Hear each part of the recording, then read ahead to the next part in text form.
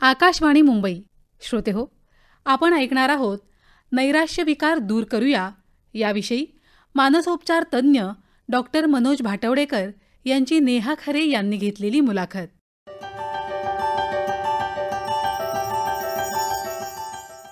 आपलं आयुष्य म्हणजे सुखदुःख, आशा निराशेचा खेळ असतो. एखादी सुखावह घटना घडली की आनंद होतो आणि दुःखद प्रसंगाने मात्र आपण हलतो. त्या घटनेचा मानसिक आघात किती मोठा होतो हे व्यक्तिपरत्वे बदलतं. तसंच आपण कितीही ठरवलं की सकारात्मक राहायचं तरीही मन कधीतरी उदास होतं, नैराश्य येतं. सध्याच्या काळात तर अगदी नैराश्य नाही तरी डिप्रेशन या नावाने हा आजार अधिक ओळखला जातो. या मानसिक समस्येविषयीच आज आपण बोलणार आहोत डॉक्टर मनोज भाटवडेकर यांच्याशी. डॉक्टरांचा परिचय करून द्यायचा तर मानसोपचार तज्ज्ञ म्हणून ते गेली 35 वर्षांहून अधिक काळ कार्यरत आहेत. मुंबईच्या सेठ GS वैद्यकीय महाविद्यालयातून त्यांचं शिक्षण झालेलं आहे. 1986 साली MDच्या परीक्षेमध्ये ते सुवर्णपदक विजेते आहेत.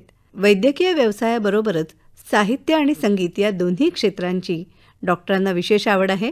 सुप्रसिद्ध संगीतकार पंडित यशवंत देव यांचे ते शिष्य आहेत. ते स्वतः संगीत रचना करतात, कवी आहेत आणि गायकही आहेत. मनोविकार विषयक त्यांनी विपुल लेखन केलेलं आहे, व्याख्यानं दिलेली आहेत. पालकत्व विषयक आपली मुलं आणि आपण, तसंच आपलं मूल यात नाही ना, ही त्यांची पुस्तकं प्रसिद्ध आहेत. एका पुनर्जन्माची कथा हे त्यांचं ध्यानाविषयीच्या अनुभवांवर आधारित पुस्तक विशेष लोकप्रिय ठरलं. साखरसोबत या डॉक्टरांच्या कादंबरीला 2001 सालचा दिवाळी अंकातला सर्वोत्कृष्ट कादंबरीचा पुरस्कार मिळाला. आणि आज आपण नैराश्य या विषयासंदर्भात डॉक्टरांशी संवाद साधणार आहोत. डॉक्टर नमस्कार. नमस्कार. डॉक्टर, नैराश्य ही मनाची खरं तर अगदी सहज अवस्था असते ना, मग ती आजार म्हणून केव्हा मानली जाते? नैराश्य ही सहज अवस्था असते असं मी म्हणणार नाही. दुःख ही अवस्था सहज भावना असू शकते. बरं. म्हणजे आपल्या ज्या मूलभूत भावना आहेत, भीती, आनंद, दुःख आणि राग, यातली दुःख ही एक मूलभूत भावना आहे आणि ती प्राण्यांमध्ये सुद्धा आढळते, म्हणून त्याला मूलभूत म्हटलेलं आहे. आता नेहमीचं दुःख आणि नैराश्य नावाचा आजार याच्यात काय फरक आहे? तर पहिली गोष्ट अशी की दुःख एखाद्या घटनेमुळे आपल्याला होतं किंवा कधीतरी आपल्याला उगाच उदास वाटतं आणि ती अवस्था थोडा काळ टिकते आणि मग ती निघून जाते. ज्या वेळेला हा आजार असतो तेव्हा त्याचे काही निकष आपल्याला लक्षात घ्यायला हवेत. पहिली गोष्ट अशी की ज्या वेळेला एखाद्या व्यक्तीला सतत दुःखी वाटत असतं. दुसरी गोष्ट, ती अवस्था खूप मोठ्या प्रमाणात असते, म्हणजे दीर्घकाळ राहणारी तर असतेच आणि तीव्र स्वरूपाची भावना असते. बरं. तिसरी गोष्ट अशी की ती अवस्था आयुष्याच्या सगळ्याच क्षेत्रांमध्ये त्या व्यक्तीला जाणवते. म्हणजे घरी जाणवते, कामाच्या ठिकाणी जाणवते, मित्रमंडळींच्यात जाणवते, तथाकथित आनंदाच्या प्रसंगी सुद्धा आतमध्ये दुःखच असतं. आणि सगळ्यात शेवटची महत्वाची गोष्ट अशी की हे नैराश्य ही मनस्थिती ज्या वेळेला त्या व्यक्तीच्या दैनंदिन आयुष्यावरती परिणाम सुरू करते आणि त्या व्यक्तीच्या दैनंदिन आयुष्यामध्ये अडथळे जेव्हा यायला लागतात त्यावेळेला आपण हे नैराश्य आजार म्हणून आपण त्याला म्हणतो. त्यामुळे तीव्र असणं, सतत असणं, त्याचे पडसाद वेगवेगळ्या क्षेत्रांमध्ये उमटणं आणि दैनंदिन आयुष्यावर त्याचा विपरीत परिणाम होणं, हे 4 निकष आपण जर लक्षात घेतले आणि याच्यात जर आपलं दुःख बसत असेल तर आपण नैराश्य या आजाराने ग्रासलेलो आहोत असं म्हणायला हरकत नाही. पण मग डिप्रेशन जे म्हटलं जातं ते ओळखायचं कसं की हा ना निराश आहे, उदास आहे, पण नुसतं निराश असणं काही काळापुरतं वेगळं, पण हा आजार आहे हे कसं कळतं? म्हणजे सारखे डोळे भरून येणं की काय, कोणती लक्षणं आहेत? याच्यामध्ये मी म्हटलं तसं की दुःखी मनस्थिती हे याचं प्रमुख लक्षण आहे. दुःखी मनस्थिती ह्याचा अर्थ असा की उदास वाटणं, कशात रस न वाटणं, कशातच आनंद न वाटणं, उत्साह न वाटणं, ऊर्जेची पातळी कमी होते, त्यामुळे काही करायला उमेदच येत नाही, निराशाजनक विचार मनामध्ये येतात की हे आपलं काय आयुष्य आहे, कशासाठी जगायचं, काय उपयोग, हे असं जगण्यापेक्षा मेलेलं काय वाईट, हीच परिस्थिती सुधारणारच नाही, किंवा मी किती असहाय्य आहे, मी किती बिचारी, मी किती अगतिक आहे असं वाटायला लागतं. झोप कमी होऊ शकते, भूक कमी होऊ शकते, वजन कमी होऊ शकतं. एक गोष्ट आपण लक्षात घेऊया की कुठलंही शारीरिक कारण नसताना ज्या वेळेला एखाद्या व्यक्तीचं वजन कमी व्हायला लागतं तेव्हा त्या व्यक्तीला नैराश्य असण्याची फार मोठ्या प्रमाणावर शक्यता असते. बरं. म्हणजे आपल्याला माहिती आहे की काही आजार असे आहेत की क्षयरोग आहे, कॅन्सर आहे, डायबिटीस आहे, अशा आजारांमध्ये वजन कमी होतं. तसंच डिप्रेशनमध्ये, नैराश्यामध्येही वजन बऱ्यापैकी कमी होऊ शकतं.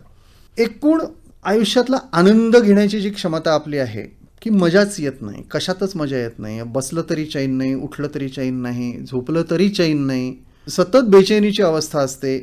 नैराश्याच्या आजारामध्ये झोपेचा जो त्रास असतो तो 2 प्रकारचा असतो. एक परिस्थितीजन्य जेव्हा नैराश्य असतं, म्हणजे बाहेर काहीतरी घटना घडली आणि त्याच्यामुळे मला निराश वाटतंय असं जेव्हा असतं, त्यावेळेला या व्यक्तीला झोप लागायला वेळ लागतो.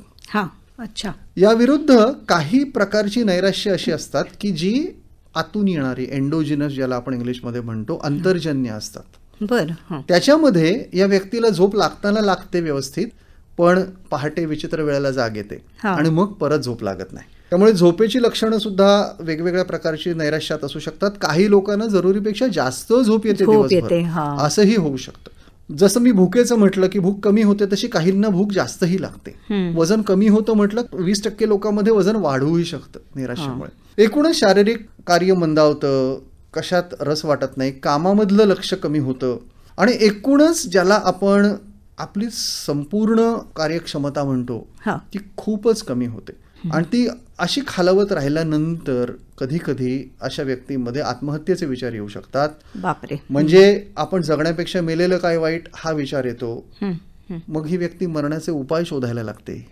अशी अनेक उदाहरणं मी बघतो की मग हल्ली तर गुगल सर्चवरती लोक हाऊ टू कमिट सुसाईड असा सर्च टाकून त्याचे उपाय शोधतात. मग त्यातल्या त्यात वेदनारहित आत्महत्येचा उपाय कोणता, अशा चर्चा मुलं करतात आपल्या मित्रांशी. या सगळ्या खुणा आहेत. म्हणजे अशा तऱ्हेचं एक किंवा एकूण संवाद कमी होतो. आता सध्या सामाजिक माध्यमं आहेत, समजा व्हॉट्सअप ग्रुप आहे, त्या ग्रुपमधून एखादा माणूस हळूच काढता पाय घेतो, काही कळतच नाही, कुणालाच लक्षात येत नाही आणि ते एक्झिट होतात आणि मग कळतच नाही आणि मग नंतर कळतं की अरे या व्यक्तीने आत्महत्या केली. तर हे जे आहे, ही लक्षणं खरं म्हणजे खूप ठळक लक्षणं आहेत. म्हणजे ती सहजपणे लक्षात येणारी लक्षणं आहेत. समोरच्या व्यक्तीला किंवा कुटुंबियांना, मित्रमैत्रिणींना नक्कीच कळू शकतात. मी तुम्हाला एक उदाहरण देतो की माझ्याकडे एक नुकतेच निवृत्त झालेले एक गृहस्थ आले होते. 60 उलटली होती त्यांची, 61-62 वर्षांचे होते आणि त्यांना मी सांगितलं तसं हे सगळं होत होतं की त्यांना कशात रस वाटत नव्हता, आर्थिक परिस्थिती उत्तम होती, कौटुंबिक स्वास्थ्य उत्तम होतं, घरात कुठलीही अडचण म्हणाल तर म्हणजे लौकिक अर्थाने सगळं छान होतं. आणि तरी सुद्धा यांना असं वाटत होतं की अरे आपण काय मजा नाही येते, मजा येत नाहीये, कशाला आपण जगतोय. मग मित्र म्हणायला लागले की तू का हल्ली येत नाहीस आमच्या बरोबर, संध्याकाळचं आपण गप्पा मारायला बसतो, पत्ते खेळायला बसतो, तू येतच नाहीस, दिसतच नाहीस, आमच्या बरोबर चल, सकाळी मॉर्निंग वॉकला चल, योगासनं करूया, अमुक करूया, तमुक करूया. पण काही करण्याची इच्छाच होत नव्हती. त्यांच्या पत्नीने त्यांना विचारलं, हो काय झालंय तुम्हाला, सगळं व्यवस्थित आहे, आपल्या घरामध्ये काही अडचण नाही, मुलं चांगली मार्गाला लागली आहेत, सुना चांगल्या आहेत, काय तुम्हाला अडचण कसली आहे. कसलीच अडचण नव्हती. आणि मग जेव्हा त्यांना मनोविकार तज्ज्ञांकडे नेलं गेलं तेव्हा असं लक्षात आलं की यांना नैराश्य नावाचा आजार होता. हा आजार त्यांना का झाला, तर पहिली गोष्ट लक्षात घेऊया की परिस्थितीतूनच नैराश्य येतं असं नाही. मन याचा अर्थ आपल्या मेंदूची रासायनिक अवस्था आहे. आपल्या मेंदूमध्ये आपल्या मनस्थितीवर नियंत्रण ठेवणारी काही रसायनं असतात. सेरोटोनिन, नॉरपेनेफ्रिन अशी काही महत्वाची रसायनं आहेत. यांच्या पातळीमध्ये जेव्हा घट होते तेव्हा नैराश्य येतं. आणि ही घट होण्यासाठी काही अमुक एक बाहेर कारण घडावंच लागतं असं नाही. आपोआप जसा कुठलाही आजार होतो तसा नैराश्याचा आजारही आपोआप होऊ शकतो. पण म्हणजे हे फिजिकल कारण झालं, म्हणजे हे मेंदूतल्या रासायनिक म्हणजे सॉफ्टवेअर प्रोग्राम बिघडलेला आहे मेंदूचा, थोडक्यात सांगायचं. हार्डवेअर व्यवस्थित आहे, तुम्ही या मेंदूचा स्कॅन केला, MRI केलं, सगळं व्यवस्थित असतं. न्यूरोलॉजिकल एक्झामिनेशन त्याची केली तर सगळी व्यवस्थित असते. पण मनस्थिती बिघडलेली असते आणि मनस्थिती ही मेंदूची रासायनिक स्थिती आहे. तसं यांच्या बाबतीत मी आता जे उदाहरण दिलं त्या ग्रस्तांच्या बाबतीत असं झालं होतं. आणि मग त्यांना औषधोपचार दिले गेले आणि औषधोपचाराने ते बरे झाले, त्याला प्रतिसाद दिला, पूर्णपणे बरे झाले. आणि म्हणून ही जी औषधं आहेत त्या औषधांबद्दलचा आणखी एक गैरसमज मी मुद्दाम आत्ताच बोलतो. ही औषधं ही त्या विशिष्ट रसायनावर, नेमक्या रसायनावर काम करणारी औषधं आहेत, ती झोपेची औषधं नाहीत. तर ती रसायनांची पातळी जशी सुधारते, हॅपी हॉर्मोन्स ज्याला म्हणतात, सेरोटोनिन, नॉरएपिनेफ्रिन, त्यांची पातळी जेव्हा सुधारते मेंदूतली, त्यावेळेला नैराश्य सुधारतं. बरं, अच्छा. हां, म्हणजे तो एक गैरसमज असतो की नको ही म्हणजे मानसोपचार तज्ञांनी दिलेली औषधं म्हणजे खूप झोप येणार, झोपवून ठेवणार डॉक्टर, अशी जी एक कल्पना असते ती चुकीची समजूत आहे. हां, ते आवश्यक असतं, ती देणं हे ते आवश्यक असतं. आणि दुसरी गोष्ट एक लक्षात घेऊया की 1952 सालापर्यंत मनोविकारशास्त्राकडे एकही प्रभावी औषध नव्हतं. तोपर्यंत या व्यक्तींना काहीच उपाय नव्हते. बरोबर. गंभीर मानसिक आजार हे मेंटल हॉस्पिटल्समध्ये दाखल केले जायची ही मंडळी, नाहीतर काही लोक आत्महत्या करायची किंवा असंच रडत कणत आयुष्य जगायची. खरं. त्यामुळे प्रभावी औषधं ही मनोविकार शास्त्रातली मोठी क्रांती आहे. ती उपलब्ध असणं अत्यंत महत्वाचं आहे. डॉक्टर, अपयश, अपमान, अपशब्द याच्याशी जोडलेली आणि या व्यतिरिक्त नैराश्य येण्याची कारणं कोणती? म्हणजे तुम्ही मगाशी म्हणालात तसं काही बाहेरच्या परिस्थितीमुळे आणि काही आतूनच नैराश्य येणं. बरोबर आहे. आता अंतर्जन्य जे मी म्हटलं की मेंदूतल्या रासायनिक बिघाडामुळे होणारं नैराश्य असतं, तसंच काही वेळेला परिस्थितीजन्य नैराश्य एखाद्या व्यक्तीला येऊ शकतं. नोकरी गेली, धंद्यामध्ये आर्थिक नुकसान झालं. आता कोविडच्या काळामध्ये आपण अनेक अशी उदाहरणं बघितली, किंवा एखाद्या व्यक्तीचा मृत्यू झाला कुटुंबामध्ये, त्याला प्रतिक्रिया म्हणून एखाद्या उरलेली जी व्यक्ती आहे तिला नैराश्य आलं, असं होऊ शकतं. परीक्षेत येणारं अपयश आहे, धंद्यामध्ये येणारं अपयश आहे, किंवा कुठलीही घटना आपल्या मनाविरुद्ध घडली, प्रेमभंग झाला. अगदी कॉमन.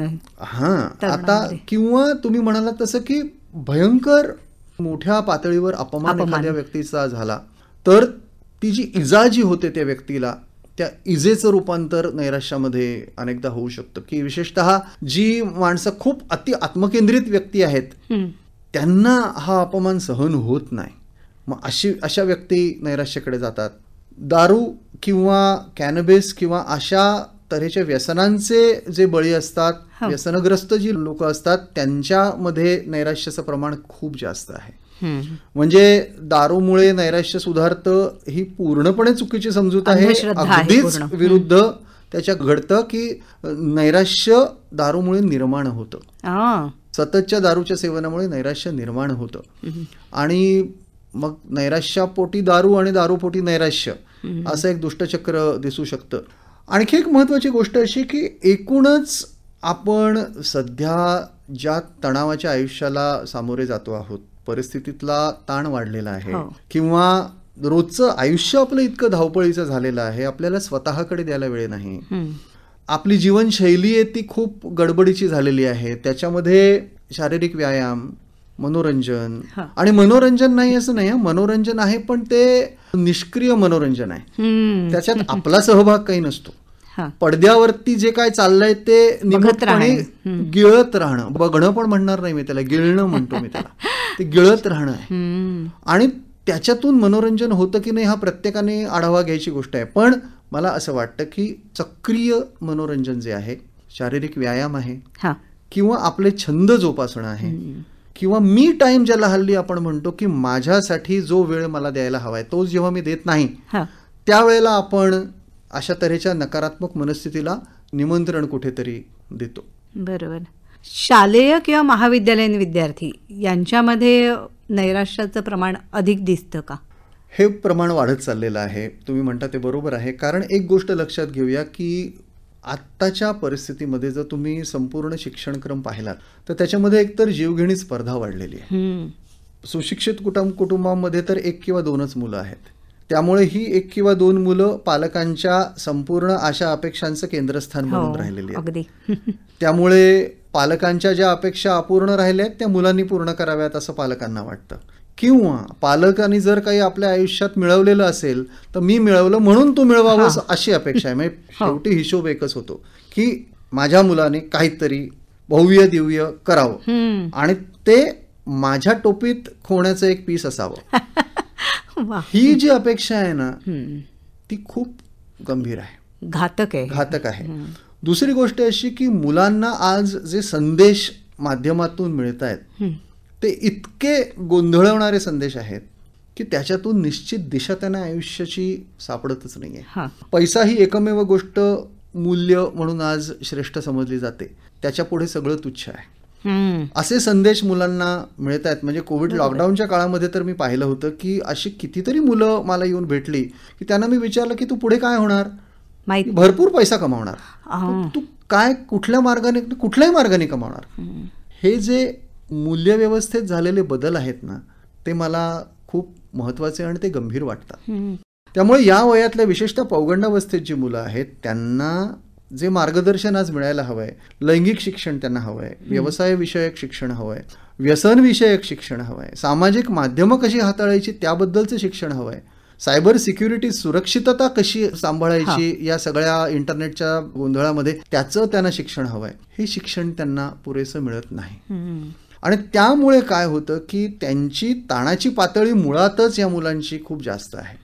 आणि शरीरात बदल होणारे हॉर्मोन्सचे जे बदल आहेत ते तर अटळ आहेत, ते तर होतच राहणार. आणि अशा परिस्थितीत अपयश कसं हाताळायचं ते त्यांना कळत नाही, यश कसं हाताळायचं तेही त्यांना कळत नाही. यश डोक्यात जातं, अपयश तुम्हाला खच्ची करतं आणि मग ही मुलं आत्महत्येला प्रवृत्त होतात. आणि अनेकदा मला असं वाटतं की प्रत्येक मुलामध्ये काहीतरी चांगलं आहे, ते शोधलं पाहिजे पालकांनी, शिक्षकांनी. ते न शोधल्यामुळे काय होतं की चुकीच्या करिअर्स निवडल्या जातात, चुकीची क्षेत्र निवडली जातात. आता इंजिनिअरिंग सारखं क्षेत्र जर तुम्ही बघितलं तर आज भारतामध्ये जवळजवळ 70,000 सीट्स आहेत उपलब्ध. त्यामुळे प्रवेश मिळणं ही समस्याच नाहीये. बरोबर. ते पुढे चालू ठेवणं ही समस्या का होते, कारण इंजिनिअरिंगची आवड नाही, ती क्षमता नाही, ती पात्रता नाही. पात्रता दुसऱ्या क्षेत्रात आहे, वडील इंजिनियर आहेत किंवा वडील इंजिनियर होऊ शकले नाहीत म्हणून मुलांना इंजिनियर व्हायचं आहे, म्हणून मुलं इंजिनिअरिंग, आणि मग ती मुलं सतत नापास होत राहतात, ती परीक्षांना जात नाहीत. परीक्षेला जातो म्हणून सांगून घरी पालकांच्या डोळ्यात धुळफेक होते आणि त्यातून असं होतं की मग शेवटी अपयश येतं आणि मग ही मुलं आयुष्याकडे पाठ फिरवतात, व्यसनाधीन होतात. बरोबर.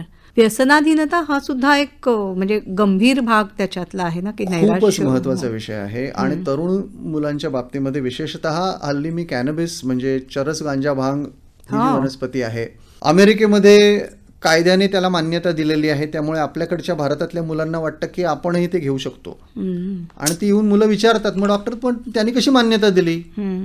त्याचे आर्थिक राजकीय जे काही संदर्भ आहेत ते वेगळे आहेत. आपल्याकडे अजूनही ते बेकायदेशीरच आहे. आणि ज्या इंटरनेटवरती तुम्ही वाचता की हे सोपं आहे आणि छान आहे आणि त्याने तुमची क्रिएटिव्हिटी वाढते, सर्जनशीलता वाढते आणि खूप छान मजा येते ते घेऊन, त्याच इंटरनेटवरती या व्यसनांचे मेंदूवरती काय विपरीत परिणाम होत आहेत त्याची संशोधनं दिलेली आहेत, ती तुम्ही वाचलेली नाही आहेत. मग ते संदर्भ मी त्यांना देतो. अच्छा. आणि या व्यसनांचे गंभीर परिणाम मेंदूवर झालेली अनेक मुलं आम्ही बघतो, अनेक.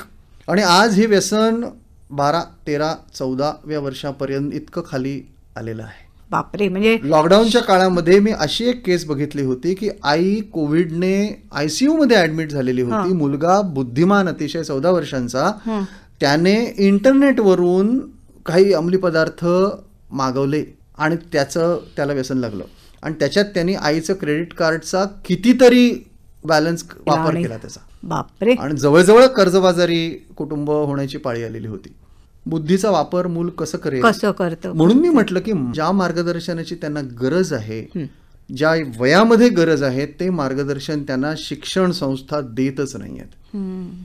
आणि ज्या वेळेला मूल डिप्रेस होतं तेव्हा काय याला काय डिप्रेशन आहे असं म्हणून त्याची हेटाळणी केली जाते. एक मुलगा मी तुम्हाला सांगतो, माझ्याकडे आला होता, तो खूप सुंदर चित्र काढायचा. त्याच्या हळूहळू असं लक्षात, म्हणजे सगळ्यांच्याही दिसत होतं पण त्याचं कारण कळलं नाही की त्याच्या चित्रांमध्ये काळा रंग हळूहळू वाढत चालला. बरं. रंग जे होते ते कमी होऊन काळा रंग काळा रंग काळा रंग, तो बोलेनासा झाला हळूहळू. आणि एक दिवस त्याने आत्महत्येचा प्रयत्न केला. ही मनस्थिती जर आधी ओळखता आली असती त्याच्या पालकांना किंवा शिक्षकांना तर हे टळू शकलं असतं. आत्महत्या टाळता येते. बरोबर. जर नैराश्य ओळखता आलं तर आत्महत्या टाळता येते. आणि विद्यार्थ्यांच्या आत्महत्या हा फार गंभीर मोठ्या प्रमाणावर झालेला प्रश्न आहे सध्या. हे अत्यंत भयावह आहे आणि चिंतेत टाकणार आहे. पण मग म्हणजे आपण म्हणतो की अमुक एक वयापर्यंत मूल एक 4थी 5वी पर्यंत असेपर्यंत त्याला माझी गरज आहे असं आईला वाटतं, की नंतर आता मुलं स्वतंत्रपणे करू शकतात आपला विचार अभ्यास आणि मग त्यांचं बोट कुठेतरी सोडलं जातं का? मला काय वाटतं माहितीये का, की कुटुंबातला सुसंवाद जो आहे ना तोच मुळात कुठेतरी कमी झालाय. आज कुटुंबात जेवढी माणसं आहेत ती समजा आई वडील आणि 2 मुलं, आपण अशी एक उदाहरण एक आपण धरूया. ही 4 माणसं एकत्र कधी असतात? ती टीव्हीच्या पडद्यापुढे बसलेली असतात रात्री जेवायला, किंवा जेवायलाही ती सगळी एकत्र असतील असं नाही, कारण प्रत्येक जण आपापला लॅपटॉप किंवा मोबाईल घेऊन बसलेला असतो, किंवा टीव्हीवर काहीतरी मालिका चालू असते आणि तिथे पण आपापसात संवाद होतो का? नाही होत. हा कौटुंबिक सुसंवाद जो आहे तो व्हायला हवा, की आज काय मजा झाली, किंवा आज मला किती वाईट वाटलं, किंवा आज मला अमुक अमुक झालं, मला राग आला, किंवा मला हे कळलं नाही, मला मदत हवी आहे. अशा तऱ्हेचा जो संवाद आहे तो आई वडील आणि मुलं यांच्यामध्ये होतच नाही, किंवा अभावाने होतो. म्हणजे परदेशांमध्ये आपण संडे अंकल सिंड्रोम ऐकलेला आहे, की एक कोणती मुलं म्हणतात की हा हे हु इज दिस अंकल, हे काका कोण, फक्त रविवारीच असतात घरी, बाकी कोणी कधी दिसतच नाहीत. ही परिस्थिती आपल्याकडे यायला फार वेळ नाही लागणार आहे. ही दुर्दैवाची गोष्ट आहे. आणि म्हणून मी काय म्हणतोय की कौटुंबिक सुसंवाद हा आवश्यक आहे याच्यासाठी. दुसरी महत्वाची गोष्ट अशी की जर मुलांना भावनिक समस्या काही आहेत तर त्याच्याबद्दल बोललं गेलं पाहिजे. 1ली ते 4थी पर्यंत काय असतं ना, आई वडिलांना वाटतं की मी अभ्यास घेऊ शकतो, म्हणजे अभ्यास घेणं आणि जेवण भरवणं याच्या व्यतिरिक्त जणू काही आई वडिलांचं कामच नाही. प्रोव्हायडर्स, एनी टाइम मनी, एटीएमचा दुसरा एक फुल फॉर्म आहे हल्ली, की पालक कोण आहे तर एटीएम आहेत, एनी टाइम मनी झालेले आहेत, की हात पुढे केला की पैसे, आणि पैसे देऊ शकतो म्हणून मी काहीही मुलांना देऊ शकतो. पण ज्या गोष्टी पैशाने मिळत नाहीत त्या मुलं मागत नाहीत, त्या मुलांनी न मागता आई वडिलांनी पुरवायला हव्यात. ही महत्वाची गोष्ट आहे. त्यामुळे 1ली ते 4थी पर्यंत अभ्यास घेता येतो म्हणून, आणि मुलं तेव्हा लहान असतात, ती ऐकतात. पुढे मग आईवडिलांना वेळ नसतो, तो अभ्यासही झेपेनासा होतो आईवडिलांना, मग क्लासेस लावले जातात, मग हळूहळू मुलं दुरावतात. आणि पौगंडावस्थेत आल्यानंतर क्लासेस हे सक्तीचे आहेत, कारण तो अलिखित नियम झालेला आहे ना. अमक्या क्लासच्या जाहिरातीमध्ये इतकी मुलं त्यांची मेरिटला येतात, त्यामुळे माझा मूल त्या क्लासला गेलंच पाहिजे. मग ते त्या क्लासला जातं म्हणून त्यांची प्रतिष्ठा आणि माझी प्रतिष्ठा हे दोन्ही सांभाळण्यासाठी त्यांनी मार्क मिळालेच पाहिजेत त्यांना. हे असं सगळं दुष्टचक्र जे आहे त्यामधून मुलांची मनस्थिती खूप बिघडत चाललेली आहे. आणि हा विचार साकल्याने करायला हवा. निदान प्रत्येक पालकाने आपल्या मुलापुरता तरी जरी केला ना तरी पुष्कळ साधण्यासारखं आहे. तुम्ही आता जे म्हणालात की कुटुंबामध्ये संवाद असणं हे फार गरजेचं आहे, तर हा जो कमी झालेला संवाद आहे तो वाढवता कसा येईल, त्यासाठी काय प्रयत्न करायला हवेत? काही वेळ पडदा बंद ठेवायचा सगळा, ते पडदे बंद ठेवायचे आणि मनाचे पडदे उघडायचे. म्हणजे टीव्ही, मोबाईल दोन्हीही. हो, आणि स्क्रीन्स बंद करायचे आणि कर्टन्स उघडायचे. बरं. काय होतं माहितीये का की मोबाईल हा इतका सहजपणे उपलब्ध असलेली गोष्ट, आणि परत लॉकडाऊनच्या काळामध्ये सगळं शिक्षण हे ऑनलाईन होतं. मुलांच्या हातामध्ये स्क्रीन्स आले. शिक्षण, मनोरंजन, माहिती, त्या सगळ्याचं एकमेव साधन एकाच छपराखाली सगळ्या गोष्टी मिळत आहेत मुलांना. अगदी बरोबर आहे. आणि म्हणून मला काय वाटतं की स्क्रीन सगळ्यांनीच थोडा वेळ बाजूला ठेवला, गप्पा मारल्या. मग मी आता काय बोलू, आता काय बोलू हाही जर प्रश्न पडत असेल, आणि पडतो माझ्याकडे मागे एक वडील आले होते, त्यांना मी म्हटलं की अहो तुम्ही मुलाशी संवाद साधा. बरं म्हणाले. मग रविवारी त्यांनी एक सकाळी आपल्या कारमध्ये मुलाला घातलं, एक टूर काढली. त्याला आधी खायला घातलं कुठेतरी हॉटेलमध्ये नेऊन, मग आणि कुठेतरी घेऊन गेले, आणि कुठेतरी घेऊन संबंध वेळ वडील आपले बिझनेसचे कॉल्स मोबाईलवर करत होते. आणि मुलगा बघत होता की वडील आपल्याशी कधी बोलतात. हा क्वालिटी टाइम नाही, निश्चितच नाही. मुलाबरोबर नुसतंच शरीराने असणं नाहीये, तिथे मनाने पण नाही, मी म्हणेन अंतःकरणाने असणं महत्वाचं आहे. मुलांचं ऐकून घेतलं पाहिजे आणि मुलांना बरंच सांगायचं असतं. बरं. मग त्याच्यासाठी त्यांना आपले आई वडील हे विश्वासाची माणसं वाटायला हवीत. आणि ना पौगंडावस्थेतल्या मुलांना पण आई वडील हवे असतात. ती जरी दाखवत असली की आम्हाला तुमची गरज नाही, आम्ही स्वतंत्र आहोत, तरी त्यांना त्यांच्यावर सुपरविजन, देखरेख ठेवण्याची गरज असते. देखरेख म्हणजे पहारा नाही, जाचक पहारा नाही. जाचक पहारा हा अविश्वासातून येतो, भीतीमधून, चिंतेतून येतो. देखरेख ही विश्वासातून येते की माझा विश्वास आहे, तू करशील, फक्त मला सांग, तुला काही अडलं तर मी आहे. हा विश्वास दाखवणं, हा भाव त्याच्यात असणं हे महत्वाचं आहे. वा. पण मग नैराश्याची वेगवेगळी उदाहरणं आता तुम्ही आम्हाला सांगितलीत, तर हे नैराश्य समुपदेशनाने सुद्धा कमी करता येतं का, जसं औषधांनी होतं तसंच? जिथे मेंदूतले रासायनिक घटक जबाबदार आहेत तिथे औषधोपचार महत्वाचा. जिथे परिस्थितीजन्य घटक जबाबदार आहेत, एखाद्या परिस्थितीतल्या घडलेल्या घटनेला प्रतिक्रिया म्हणून जर नैराश्य येत असेल तर तिथे समुपदेशनाचा फायदा होतो. अच्छा. एखादी परिस्थिती मी कशी हाताळू किंवा एखाद्या व्यक्तीबरोबर संबंध, त्याच्यातून आलेले ताण आहेत ते मी कसे हाताळू, अशा तऱ्हेच्या गोष्टींसाठी समुपदेशन हे खूप उपयोगी पडतं. आणि म्हणून अनेकदा औषधोपचार आणि समुपदेशन हे एकत्र आम्ही सुचवतो. बरं डॉक्टर, एक ओळखीच्या आजी आहेत, त्या एरवी अशा चांगल्या व्यवस्थित असतात, पण त्यांना बोलता बोलता केव्हाही कोणत्याही क्षणी डोळ्यातनं घळाघळा पाणी यायला लागतं. तर निराशेचंच हे एक लक्षण आहे की काय? त्यांचा स्वभावच जर हळवा असेल तर असं होऊ शकेल. हे नॉर्मल रडणं झालं. मी म्हटलं त्याप्रमाणे की जर त्यांना खरोखर आतून दुःख असेल, सतत दुःख असेल, त्याचा त्यांच्या दैनंदिन आयुष्यावरती परिणाम होत असेल, नातेसंबंध त्यामधून बिघडत असतील, त्यांच्याबद्दल गैरसमज होत असतील, असं जर काही होत असेल तर मात्र ती चिंतेची बाब असू शकते. मग तिथे तुम्हाला त्यांची तपासणी करायला हवी. आणि महिलांमध्ये विशेषतः नैराश्य काही वयाच्या टप्प्यावरती, म्हणजे मेनोपॉज ज्याला आपण म्हणतो, की तसं मासिक पाळी जाताना वगैरे त्या काळात येतं का आणखी कोणकोणत्या वेळेला हा आजार जाणवतो? मुळातच एक लक्षात घ्या की नैराश्याचं प्रमाण स्त्रियांमध्ये मुळातच जास्त आहे पुरुषांपेक्षा. बरं. स्त्रीचं जे रासायनिक संतुलन आहे ते वेगळ्या प्रकारचं आहे, पुरुषाचं वेगळ्या प्रकारचं आहे. स्त्रीचे जे हॉर्मोन्स आहेत त्यांची जी एकूण संरचना आहे त्याच्यामुळे स्त्रीमध्ये नैराश्याचं प्रमाण मुळातच जास्त आहे. मासिक पाळी सुरू होताना तरुण मुलगी जेव्हा असते पौगंडावस्थेतली, मासिक पाळी दर महिन्याला येते त्याच्या आदल्या आठवड्यामध्ये मनस्थिती बिघडू शकते. त्यानंतर गरोदरपणामध्ये नैराश्य येऊ शकतं, बाळंतपणामध्ये नैराश्य येऊ शकतं आणि रजोनिवृत्ती मेनोपॉज त्यावेळेला नैराश्य येऊ शकतं. या सगळ्या टप्प्यांमध्ये काय घडतंय तर त्या स्त्रीच्या हॉर्मोन्समध्ये बदल होत आहेत आणि शरीरातले हॉर्मोन्स आणि मेंदूतली रसायनं यांचा घनिष्ठ संबंध असतो. बरं. या हॉर्मोन्सची पातळी जशी बदलते तशी मेंदूतल्या रसायनांची पातळी बदलते आणि मगाशी मी म्हटलं त्याप्रमाणे की या रसायनांचा मनस्थितीशी संबंध असतो, म्हणून या वेळेला मनस्थिती बिघडू शकते. बरं. साधारण काही केसेस आम्हाला सांगू शकाल का की स्त्रियांमध्ये जे नैराश्य दिसून येतात आणि मग ते कसं दूर करता आलं? मेनोपॉज किंवा रजोनिवृत्तीच्या काळामध्ये स्त्रीची एकूण मानसिक भूमिका अशी झालेली असते की साधारणतः मुलं पौगंडावस्थेत आलेली असतात किंवा मोठी असतात, तरुण असतात आणि त्यांचे हॉर्मोन्स हे वाढत्या पातळीवर असतात आणि आईचे कमी होत असतात. यामुळे काय होतं की त्यांच्यामध्ये संघर्ष खूप मोठ्या प्रमाणावर असतो. मी पूर्वी एक लेख लिहिला होता, मला आठवतं की उगवती आणि मावळती. अच्छा. एक उगवणारे हॉर्मोन्स आणि एक मावळणारे हॉर्मोन्स यांच्यातला संघर्ष, आई आणि मुलगी यांच्यातला संघर्ष. एक चैतन्याचा काळ आहे दुसऱ्या बाजूला.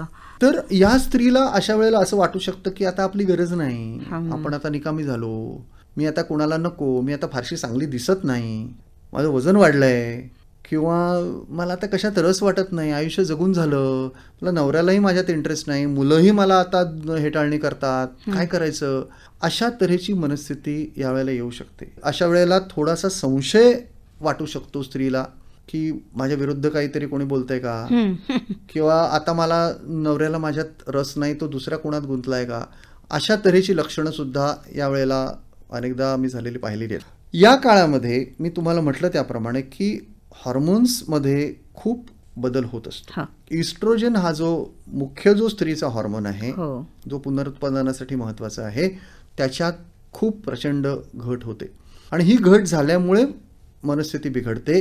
इथे मुख्यत्वे करून औषधं आणि त्याच्या जोडीला समुपदेशन, मानसोपचार असे उपचार करावे लागतात. ज्येष्ठ नागरिकांपैकी एका जोडीपैकी एका व्यक्तीचा मृत्यू होणं हे सुद्धा दुसऱ्याला खूप एकाकी पाडणारं असं ठरू शकतं. तर हे जे दुःख असतं त्याच्यातनं पुरुष किंवा स्त्रिया कुणालाही जावं लागू शकतं. त्याच्याशी सामना कशा पद्धतीने करता येतो, म्हणजे जोडीदाराचं जाणं हे. हो, खरंय खरंय खरंय तुम्ही म्हणता ते. सुदैवाने काय माहितीये का की आपल्या म्हणजे भारतीय संस्कृतीमध्ये मृत्यू ह्या घटनेकडे एका तटस्थ निरोगी पद्धतीने बघण्याची संस्कृती आपल्याकडे आहे. म्हणजे हे होणार आहे, ह्याची स्वीकृती कुठेतरी, त्याची मानसिक तयारी आपण करतो की आपल्या भारतीय तत्वज्ञानामध्ये याचा उल्लेख आहे, अध्यात्मामध्ये याचे संदर्भ आहेत. ज्याला थोडीशी आध्यात्मिक पार्श्वभूमी आहे अशा व्यक्तीला आणि आध्यात्मिक पार्श्वभूमी याचा अर्थ देवदेव करणं नव्हे. आध्यात्मिक पार्श्वभूमी याचा अर्थ असा की आत्मभान असणं, एकूण आयुष्याबद्दलची स्वीकृती असणं आणि एकूण आयुष्याकडे बघण्याचा एक तटस्थ दृष्टिकोन असणं. हे जर आपल्याकडे असेल तर शोकाची भावना कमी होते. बरं. शोक म्हणजे काय? शेवटी कृतज्ञतेची दुसरी बाजू आहे ती. आपल्याला कुणाबद्दल शोक वाटतो? ज्या व्यक्तीबद्दल आपल्याला कृतज्ञता वाटते त्याच व्यक्तीबद्दल आपल्याला शोक वाटतो ना. मग हळूहळू त्यातली दुःखाची भावना ही व्यक्तिगत आहे. ती काय आपल्याला संपवता येत नाही, मिटवता येत नाही. ती काळ हे त्याच्यावरती औषध आहे असं आपण म्हणतो. त्यामुळे तो जो लॉस जो झालेला आहे, जी हानी झालेली आहे, ती तसं एका बाजूला म्हटलं तर न भरून येणारी हानी आहे. पण ती व्यक्ती जरी आपल्या आयुष्यातून गेलेली असली तरी त्या व्यक्तीने आपल्यासाठी जे केलंय ते आपल्या बरोबर आहे. तिच्या आठवणी आहेत. आठवणी आहेत नुसतं नाही, त्याचे संस्कार आहेत, त्याच्या बरोबर घालवलेला काळ आहे, त्याच्यातून मिळालेलं काहीतरी आपल्या आतमध्ये आहे. त्यामुळे त्या व्यक्तीचा एक अंश आपल्यात कुठेतरी आहे. ही भावना जर आपण ठेवली आणि त्याच्याबद्दल कृतज्ञता ठेवली तर शोक कमी व्हायला मदत होते. म्हणजे एकाकीपणाचा त्या सामना करता येऊ शकतो, पण त्याकडे पाहण्याचा दृष्टिकोन हा फार. आणि दुसरं असं की एकटं असणं आणि एकाकी असणं ह्या दोन गोष्टी वेगळ्या आहेत. आपण जेव्हा एकाकी म्हणतो की मी एकाकी आहे तेव्हा आपण असं कुठेतरी नकळत सुचवतो की माझ्या बरोबर कोणीही नाही, मी एकाकी आहे. ही नकारात्मक भूमिका झाली. मी एकटा आहे किंवा एकटी आहे असं आपण जेव्हा म्हणतो तेव्हा माझ्या बरोबर मी आहे, ही सकारात्मक भूमिका. मग मी माझं विश्व आता मी कशा प्रकारे निर्माण करू शकतो, माझं अवकाश मी कशा प्रकारे कुठल्या गोष्टींनी भरू शकतो याची एक योजना आपण करू शकतो ना. आणि दुःख काय ना, आपण जेवढं उगाळू तेवढं ते जास्त वाढतं. कुठचीही गोष्ट आपण जेव्हा उगाळतो तेव्हा ती वाढत जाते. आपल्याकडे काही काही गोष्टी ज्या म्हटल्या जातात पूर्वापार, काळ हे त्याच्यावर औषध आहे वगैरे, ते खरंच आहे काही अंशी तुम्हाला? काळ हे औषध आहे. फक्त काय आहे की एका विशिष्ट काळानंतरही जर ही निराश मनस्थिती असेल तर मात्र तो नैराश्याचा आजार असू शकतो आणि मग त्याच्यावरती उपचार करावे लागतात. डॉक्टर, रोजच्या आयुष्यामध्ये येणारं नैराश्य हे कशा पद्धतीने कमी करता येऊ शकतं? म्हणजे तसा आपल्या मानसिकतेमध्ये बदल करता येणं, स्वभावात बदल करता येणं शक्य होतं का? रोजच्या आयुष्यामध्ये आपल्याला कधीतरी दुःख अनुभवावं लागतं. एक मी सांगू का तुम्हाला की आपल्याला सुखच हवं असतं नेहमी, दुःख कोणाला हवं असतं? हो ना. सगळ्याच गोष्टी आपल्या मनासारख्या हव्यात असं वाटत असतं, पण तशा घडत नाहीत. हे माहिती असून सुद्धा आपल्याला दरवेळेला आपण दुःख करतो. माझ्या मनासारखं नाही झालं म्हणून आपण दुःख करतो. खरं म्हणजे त्याची काही गरज नाही. जर म्हणजे मी अनेक लोकांना असं सांगतो की तुमच्या आयुष्यात ठीक आहे, तुम्हाला काय काय आता अडचणी आहेत यादी करा. मग ती सरसावतात लोक, मला हे कमी आहे, हे नाही, हे माझ्या मनासारखं नाही होत, अमुक नाही, तमुक नाही, तमुक नाही, तक्रारींची यादी. त्याला समांतर दुसरी एक यादी आम्ही करायला सांगतो की काय काय चांगलं घडतंय ते सुरुवात करा. की कधी मी जिवंत आहे, माझा श्वास चालू आहे, इथपासून सुरुवात करा. बरं. आणि मग ती सुद्धा यादी न संपणारी यादी आहे, हे लक्षात घ्या. मग आता आपल्याला निवड करायची की ही यादी आपल्याला मोठी करायची का ही यादी मोठी करायची.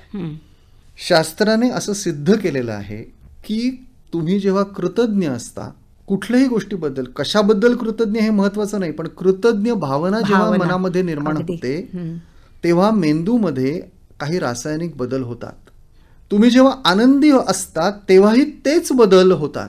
हे MRI स्कॅन्स मधून सिद्ध झालेली गोष्ट आहे की मेंदूतले तेच विभाग प्रकाशमान होतात जेव्हा तुम्ही आनंदी असता आणि जेव्हा तुम्ही कृतज्ञ असता.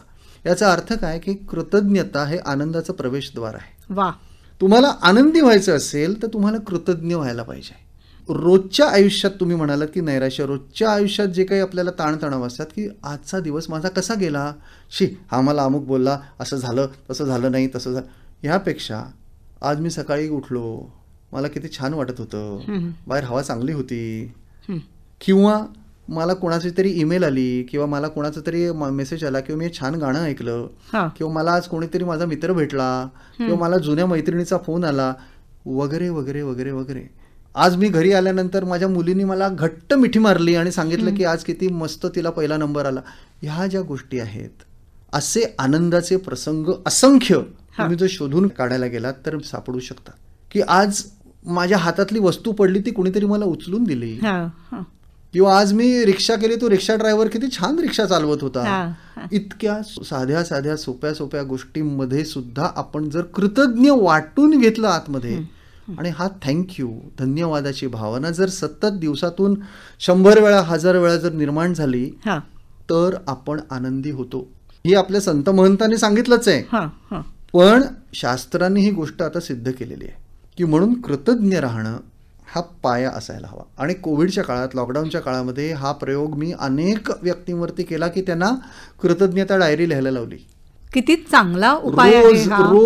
रोज कमीत कमी 5 गोष्टी तुम्ही लिहा की आज काय काय छान झालं माझ्या आयुष्यात, न विसरता ती डायरी करा. त्याच्यासाठी कृतज्ञता डायरी करा, ती लिहा.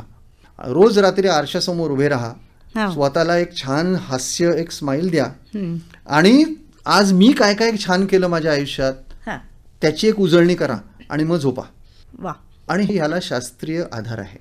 तुम्ही जेव्हा हसता, स्माइल जेव्हा देतात, तेव्हा जे स्नायू तुमचे ओठाचे कोपरे जेव्हा वरच्या दिशेने जातात तेव्हा मेंदूमध्ये काहीतरी घडतं. ते जेव्हा खालच्या दिशेने जातात तेव्हा वेगळं काहीतरी घडतं. बरं, हे लक्षात घ्या.